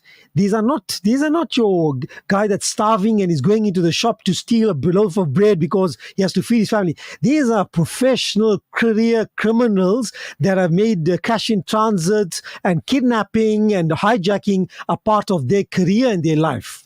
So there shouldn't be any sympathy in terms of how the police are now trying to address that.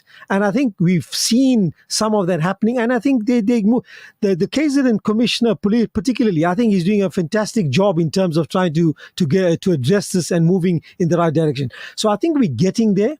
But the current state of municipalities are bad. And the big issue is that financially, they're in dire straits.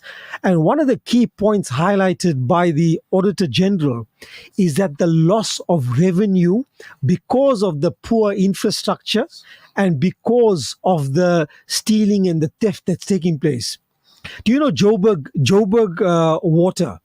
Joburg Water, from the water that's delivered to it, 44% of it is lost.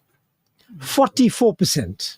So imagine the amount of revenue that's lost because of, firstly, leaks through poor infrastructure and also theft that is taking place. There was an article yesterday or day before that came out, I think MoneyWeb ran this thing, around the rise of the water mafia. So the rise of the water mafia is not coincidental. It's taking place firstly on the back of the poor infrastructure that we have, but not only poor infrastructure because of the old, the fact that the aging of the infrastructure that we have, but also the sabotaging of infrastructure. It's taking place across various provinces. KZN, we saw it in many, Verulam, many other places. We've seen it over the last year or so. How much of sabotage and issues that have taken place, and communities go without water for weeks on end sometimes. And that's an issue. And what happens? Instead of paying for for 100 liters of water, you're supposed to pay like 20 rand. The water tankers, the mafia, they're charging for 100 or 200 bucks for the same thing. 5 to 10 times the municipal rate that's charged to residents out there. That is such a lucrative business for these guys. So you can imagine why they're pursuing this aggressively. And anyone that comes in their way, they obviously, will take no prisoners, to put it bluntly. So I think it's an issue. There is, I think, slowly we can see some steps being taken forward by the authorities. Firstly, the police is starting to make some impact, but still one of the key issues is that the staffing and the skills that is required in many of these municipalities needs to be addressed. The unfortunate thing is that could take time. And, because of the bureaucratic nature of labor and the laws that will take place, and that could take some time to take place. And the second biggest issue is the financial situation. And unfortunately, Treasury does not have sort of a large pool of resources that they can just deploy to municipalities and say, spend this and spend that and the like. There is a limited budget and they have to work within the budget. But when you have 40% of the budget of municipalities going towards just wages and salaries, that leaves very little towards infrastructure spend and other areas, considering that they still have to spend on they're spending on procurement and the like. And interest, the debt that has been rising rapidly for some of the municipalities. It's an issue. Now, it's not all lost. I mean, Eskom was a fantastic example of an institution that was on the verge of bankruptcy. It was on the verge of collapsing just 6 months ago. Not even. And we've now had 150 days of no load shedding. So there is potential for also working with private sector and can help. I think there was a municipality, if I'm not mistaken, either in the Northwest or somewhere, where the residents association, and we got the representatives of the ratepayers and residents. There was this thing around that where they took them to court. They ran in that municipality for a period of time. And guess what? They turned around that town in a matter of weeks or months. They turned it around by slowly, but getting things done because they had the skills, they had the know-how, they got in the right people to address some of the issues. That same municipality took them to court and again reverted back to and guess what? From going to a fantastic position, within 2 or 3 months after that, deteriorated back to what it was, highlighting again the point that firstly skills and maladministration remains the core issues in municipalities. And if you address some of those issues, you will make such a difference. And I think what the gentlemen here and all the other ratepayers and residents associations are doing is fantastic jobs. And the more they get involved, the more they push these municipalities and push them and try and make change, the better it will be for all the towns and municipalities out there, and lead to improved services delivery as well. Some very pertinent points, Hassan, and we'll pick up on those in our discussion. But in terms of financial losses, the report, Auditor General's report, Sekani Maluleke mentioned that local government is losing billions of rands each year due to, as you mentioned, poor decisions, negligence, or inefficiencies.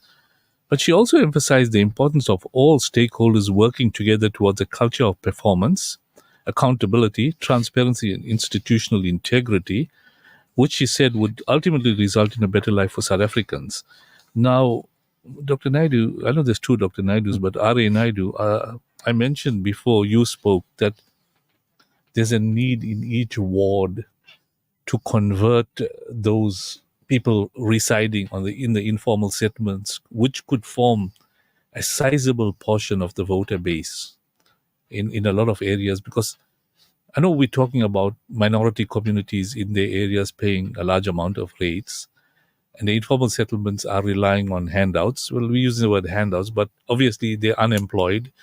They're living in abject poverty. It's no choice of their own to be there because they don't have any other other place to go.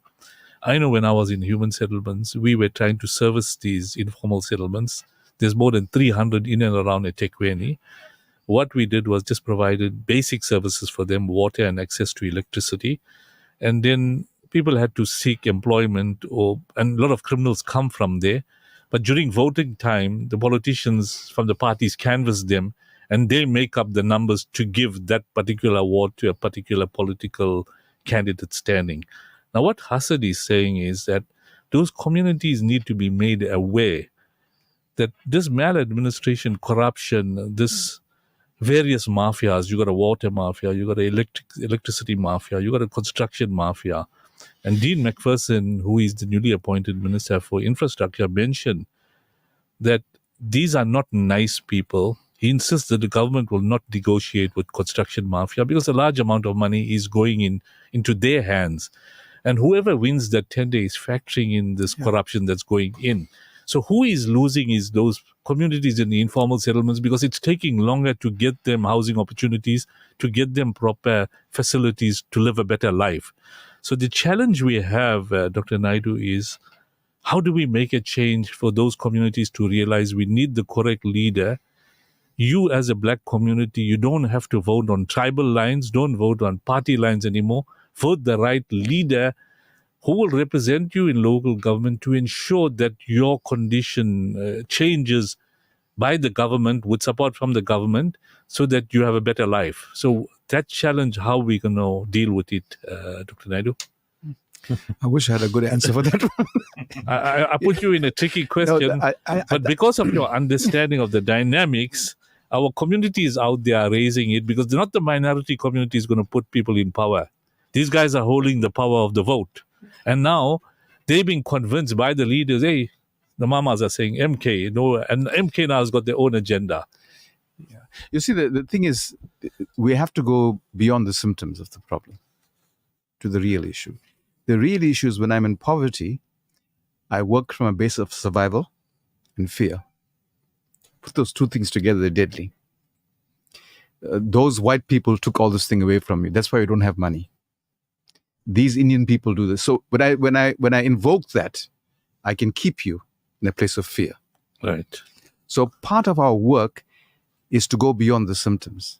So how do we start to rebuild the trust? For example, in many Indian areas, the domestic help comes from the informal sector.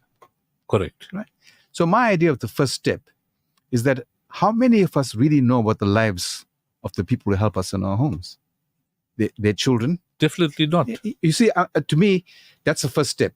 Right. If I hear your story, if I just hear your story without judging it, already I made a shift in this space. And if I work and give that person the dignity when they do a work, even though they're a domestic worker in this space, I change something. Because now they have a job, which they didn't have before. You know who their children's names are. These are very simple things that every one of us can do right now to shift it. So it's not about having big indabas, talking about let's have a conference meeting. Those things are useless. Correct. It starts with every one of us saying, what is my contribution to this? And if I'm guilty of it, not to stay in the guilt, but to say, what do I need to do to shift it? And so, as we heard from the economists, is that this won't happen in a day. But if we are consistently building towards something, there will come a time when it will reach a critical mass and people will start thinking. You might come here and preach to me at election time, but you know what? I work in the neighboring area and my children's clothes are paid for and they pay their school fees. And I value that more. You haven't given me a job. So we can begin to ask the tough questions which we haven't asked before. It's this fear of silence, of conspiracy. So even in an informal settlement, and we know this to be true, the police will chase someone into the informal settlement, but no one has seen anything. They won't talk. It's a culture of silence. I'd rather support this person because they're the same as me against you, the oppressor, instead of doing what is right. They can't see the connection. So our work as activists is not to teach people anything. It's to model a way of living as human beings. And we're seeing it all over the world playing out, right? It's playing out everywhere. We just need to get back to this basic humanity, which does not require money, budgets, sophisticated meetings. It's simply to realign our thinking about this country and our place in it. And for me, that might seem like, that sounds like airy-fairy stuff, but it's actually quite simple. And you just imagine if every household who has a domestic worker of another race takes the time to get to know this person, and that person goes back into a different kind of environment. And when they hear something that's racist, they say, actually, that's not true. Where I work, I eat with the family. Right? The children call me Gogo. You see, these are simple things, but profound things that we need to start doing. If we want the long-term trajectory, then I have to ask myself as an individual, I am not as powerless as I think I am. I can make a contribution. And that's the only way that you can do this work consistently over a large period of time. And just to add, the thing about ratepayers associations, even ratepayers associations are still working in silos. Abdul's whole quest is let's come together. So when we speak, there's 600 ratepayers associations talking. I can't ignore that. But one, I can ignore you. Correct. So this notion of community on a micro scale and a macro scale is what gives us voice. Right now, we think we have no voice, and we believe that we're living into that story. My notion is that as we start to do this work actively, and those of us who can have to stand up now and do the work with courage, because it does take courage to do it.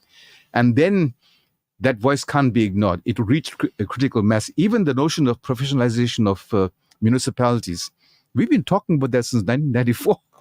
Nowhere in the world are people put in positions without the qualifications to run.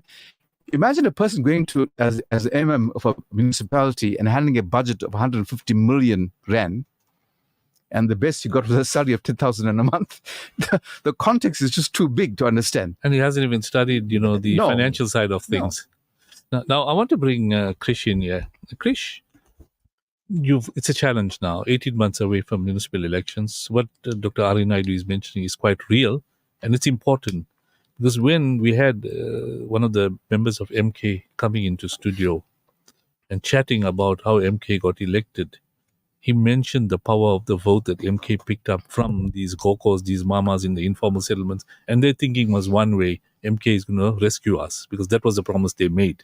Whether they can deliver is another question. Your ratepayer association, it's important you mobilized. And I'm sure you got some members of the African community there. And obviously, the challenge that Dr. Ari Naidu is putting to you is these 5 informal settlements in Ward 31, starting from Jadu Place and Foreman Road and the like. Even in West Road, where Al Ansar is, where we are, there's 100 informal families living down the road, Abdul. So they're battling. I mean, they don't have proper water. They don't have sewer facilities. The sewer is spilling into the roads and the ratepayers are complaining. But what is the ratepayer association doing about making their life comfortable that Dr. Ari Naidu is saying? So now, I'm not saying you're responding to the challenges, Krish, but it is something that you need to think about as a strategy, that local government election is not a month away, it's 18 months away, and we need the vote to get the right leader in so that it becomes a multiracial ratepayer organization. Because within Ward 31, you could have 5 ratepayer associations. You could have a couple of branch executive committees. You've got 6 or 7 political parties that will be standing for elections with ward candidates, starting from the Democratic Alliance to the EFF to MK. MK is the spice of the day, or it's the flavor of the day for local government elections. And they're already predicting we're going to take over eThekwini, notwithstanding the fact that the government of national unity or the provincial of national unity was this alliance, and municipalities will be looking along those lines. So how do you see Overport reacting to this challenge? Because there's several challenges. We were involved in municipal elections from 1994 to now, and we watched the trend, and the trend is around what we're discussing now.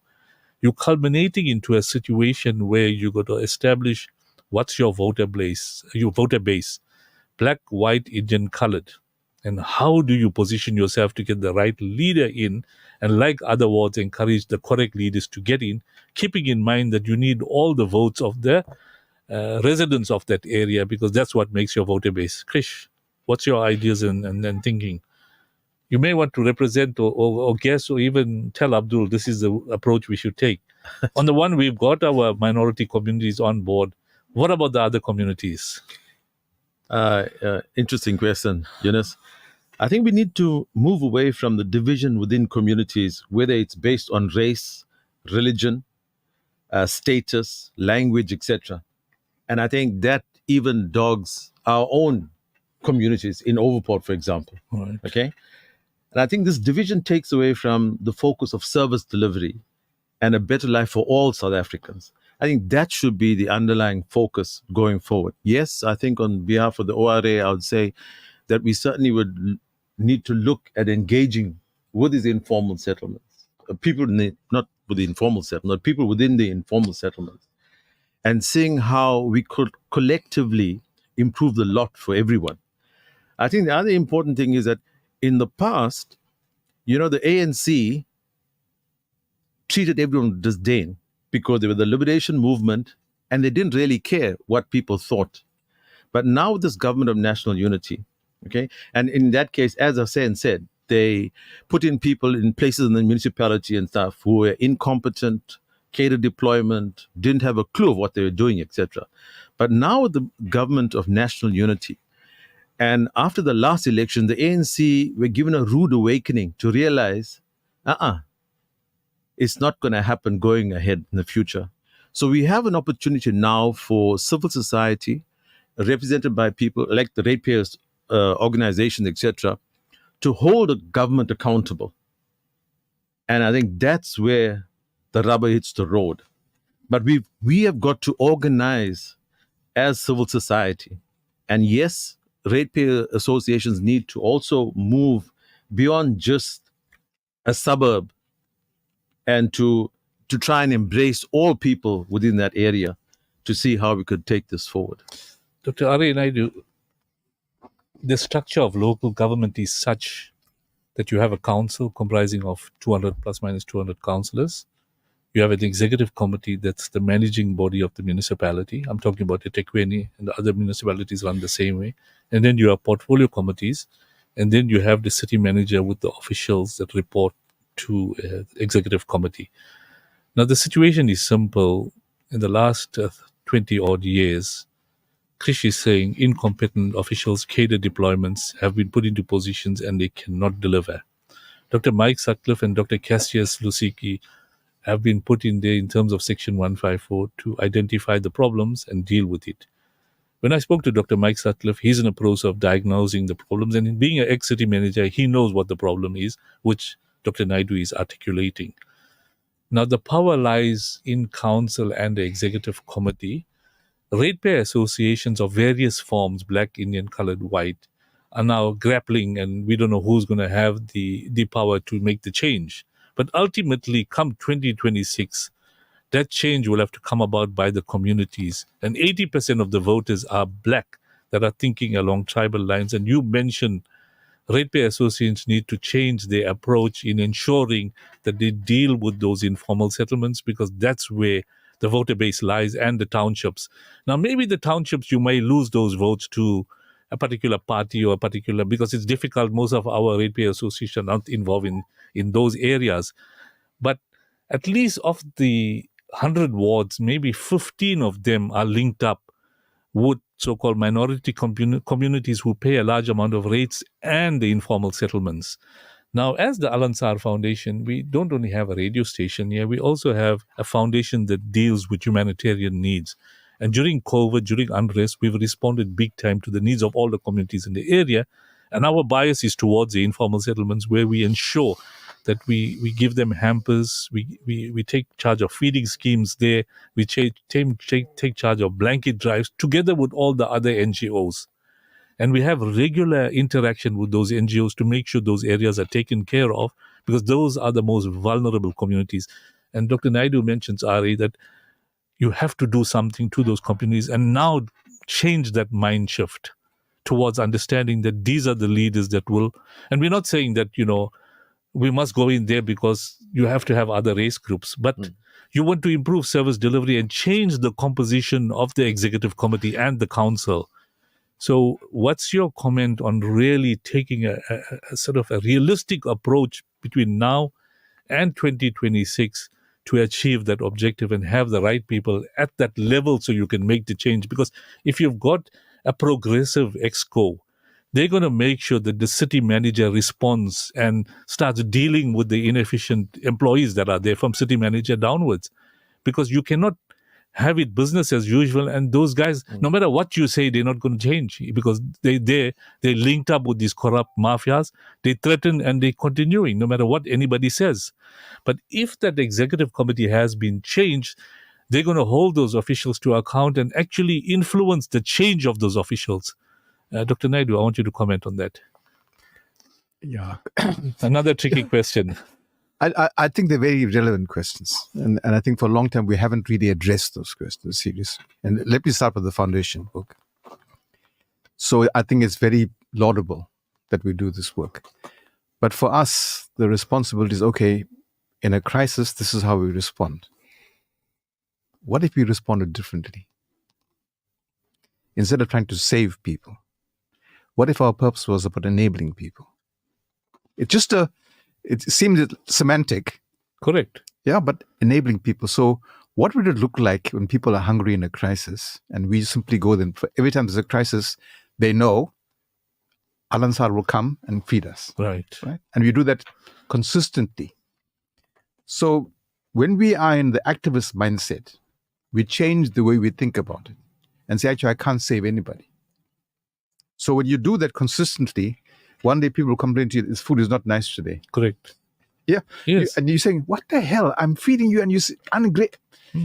But if you think about without the ego, your notion is that if we took this money and built a long-term enabling of this process, correct. For example, by telling people, plant spinach in your garden. We'll source our food from your informal settlement.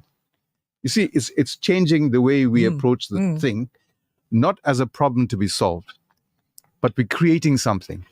And so people take the first step. So when you're doing you're saying, teach them to fish, they're giving them the fish. Absolutely. Okay. Correct. That's the one thing. The second thing is that we do not take advantage of our very powerful constitution, which is the right of the public to know what is happening, to sit in open council meetings to keep people to account.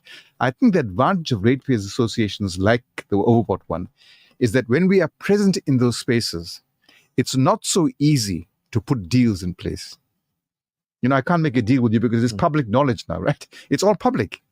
So if part of our work is simply saying that we always attend the meetings and people are aware that I am present in that space, just the fact that I am there is enough.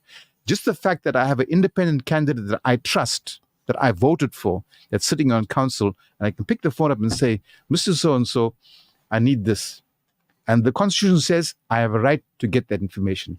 We do not realize that we have one of the most powerful constitutions in the world. But it's been gerrymandered into ways of saying, we had this word public participation has been misused. I think the advantage of the RPAs is that we can give new meaning. So we hold the executive to account through our ratepayers and through our connection with others. It's only by making it public for us to see that we start changing the conversation.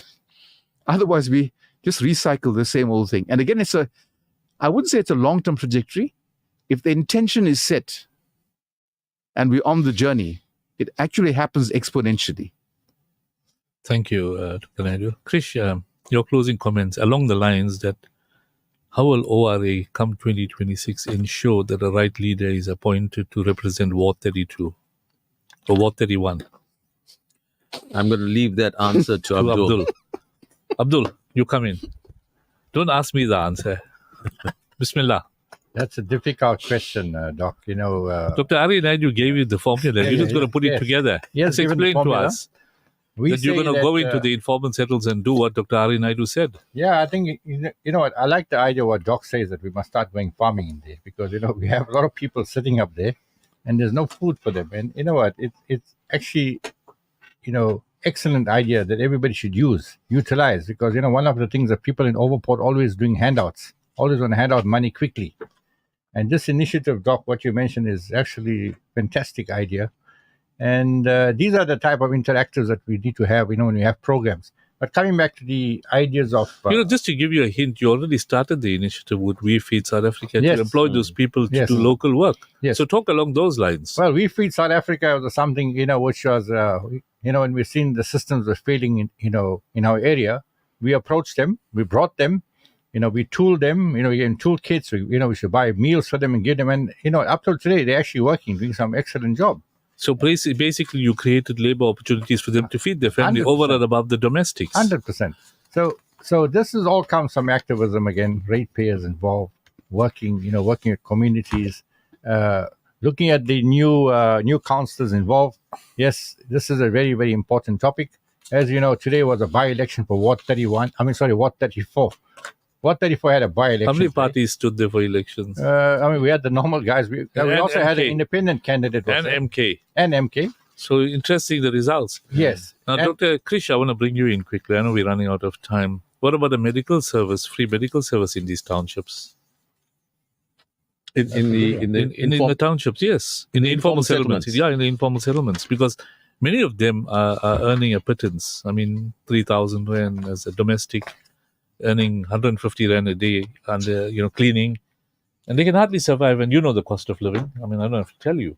You need, even if they're collecting, grants for their children and whatever, the over 60s are collecting government grants, 3K won't take you very far.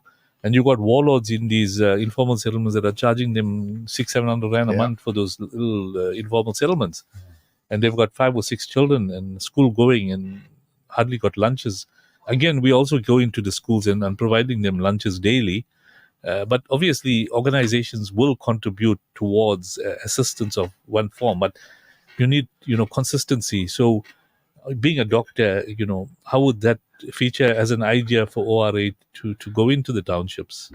I certainly think it's a very viable option to look at. But more importantly, I think, is to engage with people from the informal settlements to find out what their needs are, as opposed to enforcing what we think they would need. And I think that's a long-term constructive way of engagement. So yes, the medical services would certainly sound like something that's very plausible and viable. But as I said, I think we need to engage with those from the settlements to find out from them. Let me just give you a tip of what the ANC used to do during election time. And they used to mobilize the officials from the various departments to go to these informal settlements and promise them the world and its contents in the form of water reticulation, electricity reticulation, which human settlements were responsible for, and actually implement it, and then give them an indication when they're going to be relocated to formal housing, whether in Konuvia, etc. And they used to buy that, and 70% of them used to then vote the ANC. So you've got a tip of using that strategy, not necessarily making promises, but walk the talk. Because ultimately, if sometimes more than 50% of your votes come from that area, even your leader, no matter, even the majority in the other formal areas vote, that person will still fall short. So you got to have a strategy to get the right leader in, and your strategy must be worked out where after 6 months, those communities are convinced that this is a leader that's going to help us. That's what Dr. Ari Naidu was saying. They mustn't see it as an election ploy and you're caught up. The advantage we have now is the GNU and the president has taken this decision. All communities are equal. MK gapped in but you need to deal with that gap. Otherwise, they're going to widen the gap on the promises, and you're going to fall short. So, Krish, you want to comment? Yeah, I think that's a strategy certainly worth exploring. And you may not actually have the answer now, but it's a strategy worth exploring with, as I said, with people that are significant role players from those informal settlements. I think the issue about promising, whether it's houses, etc., I think people, even in the informal settlements, are hurtful with that now. And I think that was very clear in the last election. So I don't think that kind of strategy is going to work anymore from the politicians that we traditionally know espouse that kind of idea. So I think, yes, engagement for me is probably the most significant way forward in terms of a strategy. Now, Abdul, you being the chairman of ORA, you know that the current provincial minister of human settlements is Mr. Duma, and he made a whole lot of promises to the informal settlements. Now, I'm going to pick up on what Dr. Ari Naidu was mentioning, that, people voting along political lines can be challenged. But if a particular political party hold the aces for housing delivery to these informal settlements, ratepayer associations have to be opportunistic and work to establish from those ministers what's the plan of action. And perhaps, you got to use certain political parties to your advantage to get to these informal settlements, because whether you like it or not, they're part of the voting structure of the ward. So part of the strategy of all ratepayer associations is to look at how you're going to get the best results for that ward. So it's very important. This is more advice. You can comment or you don't have to comment. Sure. But I'm giving you the thumbs up on how politicians work then and how they're going to work now. Whether it's the EFF, whether it's MK. Sure. Because MK going to go in there and make promises, and because they're the same color as these individuals, and they're going to, as Dr. Ari Naidu mentioned, to say the white men never deliver. The Indians are discriminatory because they only want to use your labor. They care a damn for you. They don't come to your schools. They won't focus on what good is being done. And they won't focus on the bad that they are involved with.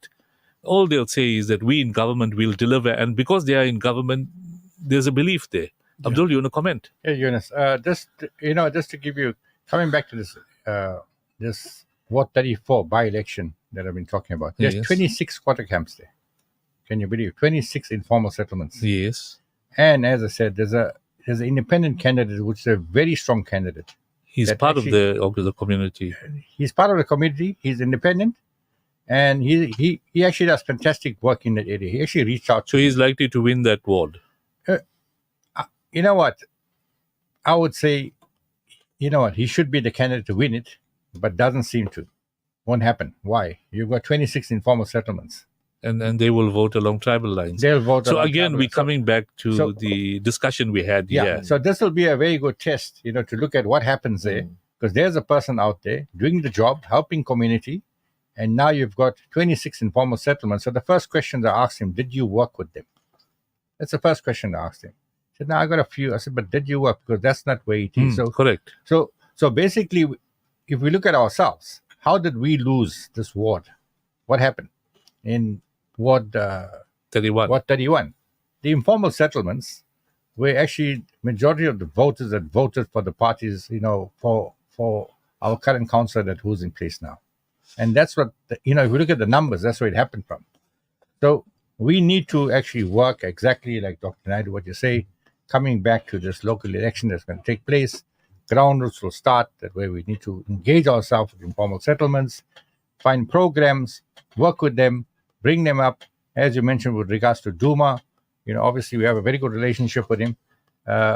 Unfortunately, in the Overport area, for human settlements, there's nothing much that he can do for us because he can't build much, any homes up here. So he has to relocate the people from lands that belong to people here. These properties are families properties. So they have to relocate them into, other areas.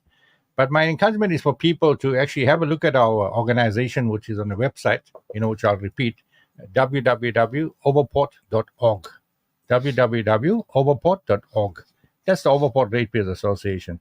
And, they'll find a lot of information there, interaction. You can link up even to the WhatsApp group as well. And, people should get involved more, working with us, actually reaching out to us as well and being part of us and say, guys, how is it that we can help you guys? And how is it we can work together? Because if you work collectively, we can improve the area and improve society to make service much more better. Thank you. Well done, Abdul. Dr. Ari Naidu, your closing comments, 2 minutes. I think the key for me is that each of us has to acknowledge our own contribution. Stop blaming the political party and the government. They'll always be there. The question is to ask ourselves consistently as an organization, as individuals, what is my contribution to this thing? And am I willing and do I have the courage to write a new story? What would the story look like? And share that story so we change the conversations we have. Thank you, Dr. Ari Naidu. I'm just going to read one WhatsApp came from one of my avid listeners, Frank Hay from Pietermaritzburg. He says, salams to all, Brother Sakur. The ANC came with the pro-poor policies, for example, indigent policy, and it's a fact some opposition parties walk out or refrain from participating in pro-poor budgets. So when it comes to confronting councils on other issues as a collective, people who rely on indigent rebates may not want to get involved because they desperately rely on these rebates and fear that they could lose such benefits. Also, it's a fact that on some WhatsApp groups countrywide, people are swayed by patronism to a specific party or councillor rather than concentrate on the bread and butter issues that needs to be attended to. It may well be that some WhatsApp groups are platforms for certain parties or councillors who guide the admins of these groups. So it's a message coming from an avid listener who's also politically aligned. So I think basically it's important that when we interact with the politicians, we are mindful of these comments. There's another comment that came through. Basically people are talking about the owners of flats that have foreign tenants. It's a problem. We'll discuss that on another occasion. Hassan, I want you to give us your concluding comments. Sure. I think the report that came out from the AG was a telling report. It obviously hasn't highlighted major changes from last year to this year, so the situation is still quite dire in terms of how municipalities are being run. However, there is some light at the end of the tunnel. You are seeing some positive movements, positive momentum coming through from certain of the municipalities. The regulatory authorities like the police and the like are coming through. I see the mayor and the minister, Dean McPherson, also today held a meeting highlighting in terms of eThekwini itself, they've identified about 76 problem buildings in the city, which they're looking to address. In fact, 16 of them were hijacked. So they're identifying them, they're putting steps in place. And also the fact that in the last 2 or 3 years within eThekwini, there has been about 11 or 12 buildings that have been improved. Very small number, but the fact is that at least there's been a small improvement. Now that you've identified 76, hopefully it'll be a lot quicker and a bigger improvement in terms of addressing those issues. But I think key remains get the skills in place. And I think some of the appointments that are taking place in terms of ministers and deputy ministers and the like, hopefully they will try and push through some of the key appointments in terms of DGs and wherever it may be across the spectrum. You'll get good appointments that will drive some of the changes we need. The second issue is, and this is obviously the crime syndicates or criminal syndicates. It'll take a huge concerted effort by not only the police and the other authorities and like, but across the board, whether it's even the private sector, business and the like, they all have a role to play in terms of funding and helping in terms of driving these changes that can take place. It can take place. It can happen. You are seeing it in certain areas. Kidnapping's become one of the biggest issues we've had in the country in the last 5 years. But there's been some progress made now in the last 6 to 12 months because of some concerted effort with the private sector and private security playing a role to play. You can see some of that happening, and I think it will come through in other areas of the municipalities and public sector. It will happen. ESCOM, I'll highlight it again. It is actually it's a good example of how a dire straight institution can slowly turn around. And not just by doing a few things right, putting in a bit of right skills and working also with the private sector. Slowly, Transnet is being addressed. You're starting to see again better appointments taking place, and already we're seeing some improvement in terms of port efficiencies and the like, and that will help drive the economy. And end of the day, the key for government and in the public sector officials is to ensure that they create an environment for businesses to thrive and for the citizens to receive adequate and reasonable service delivery. That's the aim. And to achieve that, you need skills, you need lack or a reduction in maladministration and corruption, and that can happen. So I think we're moving in the right direction. The lead up to the municipal elections in 2 years' time is an important period, and I think there will be a focus from majority of the key players to drive this improvement over the next 2 years. As many of the guests on the program highlighted, that the ruling party had a huge wake-up call this elections. And they do not want to make a huge mistake going into the municipal elections 2 years' time. And I think they together with their partners in the ruling coalitions, will try to drive improvement so that there's a better outcome for them come 2026. Shukran, Hassan, on a very succinct conclusion. That brings us to the end of today's program. We had quite a fruitful discussion on the role of ratepayer associations in enhancing service delivery in government. I would like to thank our guests, Abdul, Chairman of ORA, Dr. Krish Naidu, Deputy Chair, and Dr. R. Naidu for sharing your experience and involvement in various communities and some of the robust discussions we had, which gives an indicator to all ratepayer associations that change your approach, and you've got 18 months to do so.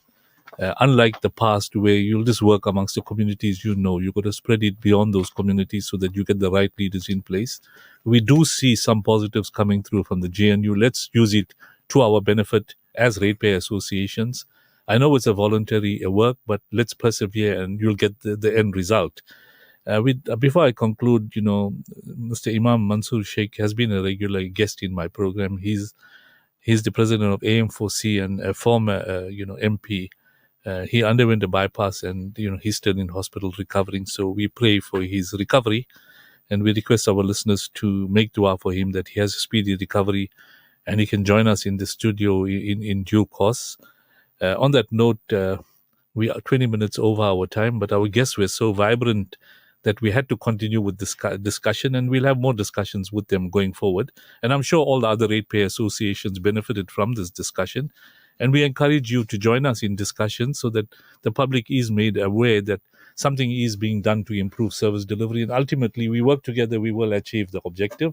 And don't now rely on the political parties. They are now, of the past, and let's get going. And if we have to link up for whatever reason, let's do it for the benefit of delivery for our communities.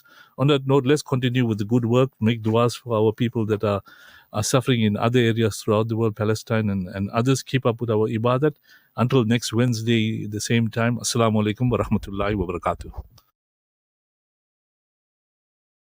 Listen to News in Focus on Radio Al Ansar, Durban 90.4 and Peter Marisburg 105.6 FM every Wednesday from 8 p.m. with Yunus Sakur. That's 8 p.m. every Wednesday, Radio Al Ansar, keeping you informed.